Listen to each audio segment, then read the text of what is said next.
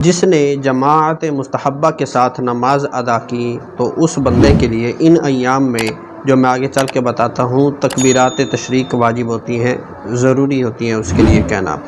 ٹھیک ہے۔ تو وہ کون سے دن ہیں کہ جن کے اندر یہ تکبیرات واجب ہیں اور کب کب ہوتی ہیں، تو میں آپ کو بتا دیتا ہوں۔ تو یہ 9 ذی الحجہ کی فجر کی نماز سے لے کر، یعنی اتوار 16 جون 2024 کا جو دن آ رہا ہے، تو اس میں فجر کی نماز سے لے کر، ٹھیک ہے، 13 کی نماز عصر تک، 13 ذی الحجہ کی نماز عصر تک، یعنی 9 ذی الحجہ بن گئے اتوار کو، سوموار، منگل، بدھ، ٹھیک ہے، اور جمعرات عصر کی نماز تک جو ہے یہ کہنا ضروری ہوگا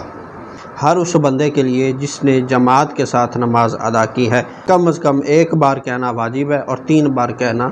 تکبیرات تشریق یہ افضل ہے۔ اور اگر امام بھول جائے، کہنا انسان بھول سکتا ہے، بھول جائے، تو پھر مقتدی جو ہیں وہ کہیں، مقتدیوں پر سے واجب ساقط نہیں ہوگا، ٹھیک ہے، وہ یاد کروا دیں اور پھر وہ پڑھ لیں، صحیح ہے نا۔ اور اگر اکیلا پڑھ رہا ہے تو پھر اس کے لیے واجب تو نہیں ہے، لیکن وہ پڑھ لے تو بہتر ہے اس کے لیے۔